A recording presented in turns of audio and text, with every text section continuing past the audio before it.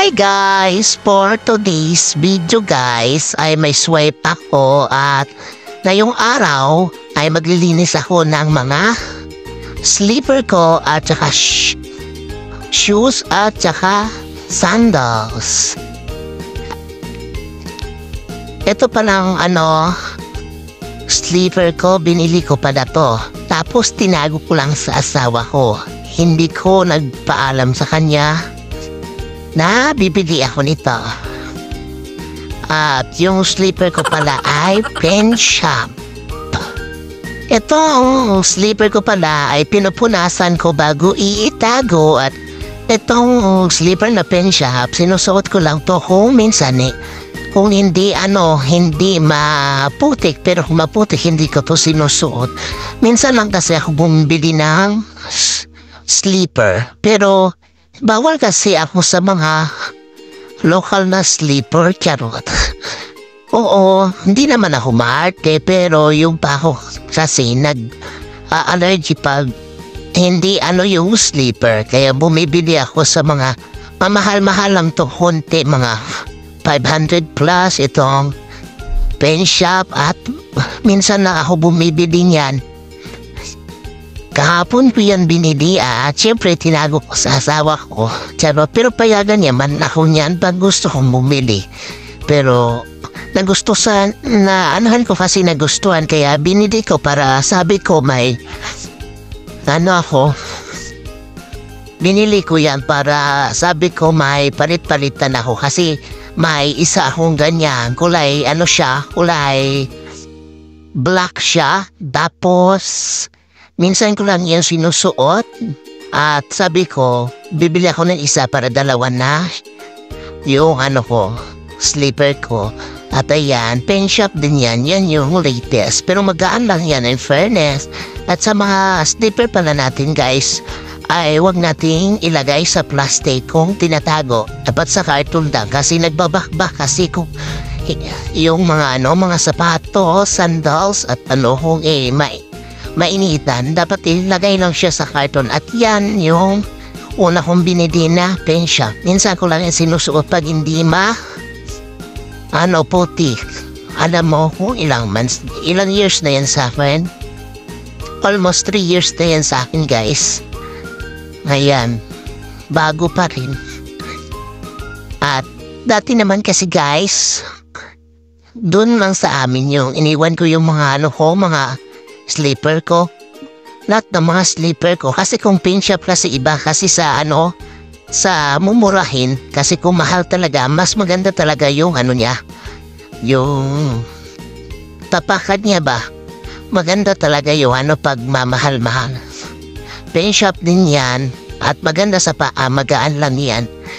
At ayan, iniingatan ko.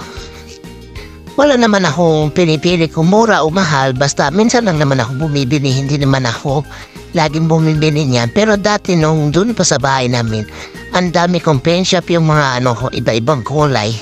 Pero nandun na yun kasi sa mga kapatid ko, sa mother ko, kasi kung makita niya kung may pen shop, hinihingi niya kasi magaan daw sa paa. At naisipan ko ngayon, linisan yung mga slipper ko at saka sandals ko. At yan yung lalagyan niya pag bumili ka ng pen shop. At isipan kong ipakita sa inyo yung mga slipper ko. At ayan yung mga shoes ko. Yung shoes ko matagal na yan. Natuluan na nga kasi yan ng kandila tapos ayaw matanggal. Kasi natuluan yan nung Kwaresma ba? Kaya hindi na matanggal. Okay lang naman. Mabitabit pa naman. At iba kong mga sapatos ay binigay ko na sa pinsan ko. Kasi kung sapatos mo pala na hindi mo magagamit, nagbabakbak siya. Kung sapatos mo na hindi tela, nagbabakbak talaga siya. Kaya isipan ko na ibigay na lahat sa mga pinsan ko para magagamit pa. Tapos yung sa mga bag din, yung mga bag ko na hindi tela, binibigay ko kasi kung magtagal kasi yung bag, nagbabakbak din siya. Kaya ngayon, kung bumili ako ng mga bag, yung mga tela talaga guys, technique ko sa inyo, kung ano sekreto. Pag bumili kayo ng mga sapatos, yung parang tela pwede malabhan.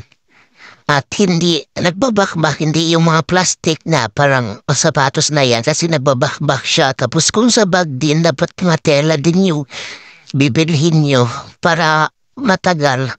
Yan do, isa, dalawa lang yung sapatos ko, tela yan. Hindi yan katulad sa iba na hindi tela.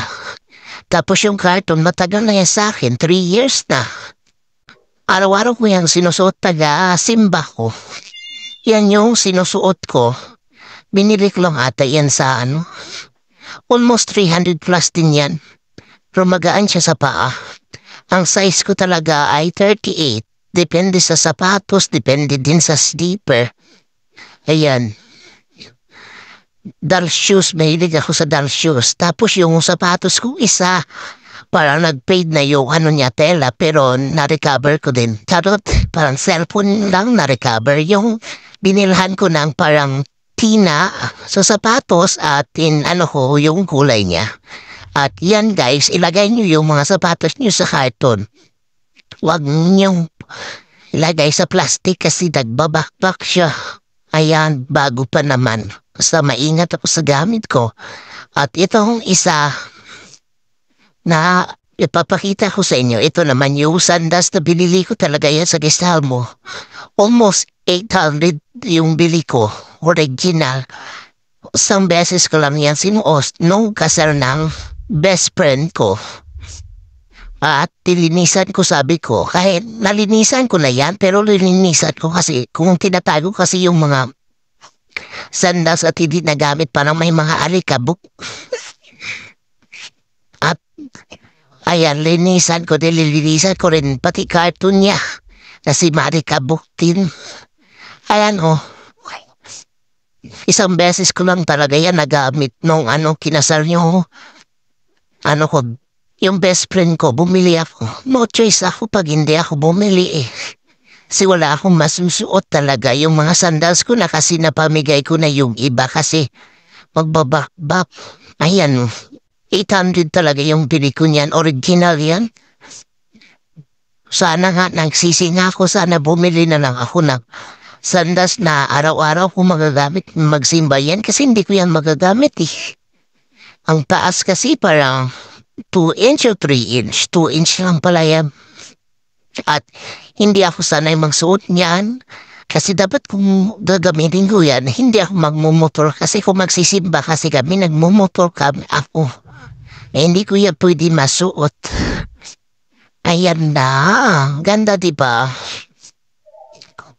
At yan na lahat yung mga linis ko, may shoes ako, at saka pasensya na kayo maingay dito sa bahay at thank you talaga guys sa 96 subscriber ko sa YouTube. Sana tuloy-tuloy ang pagsuportan niyo sa akin at ibibit talaga natin guys yung 1K subscriber at tumaas pa dyan. Sana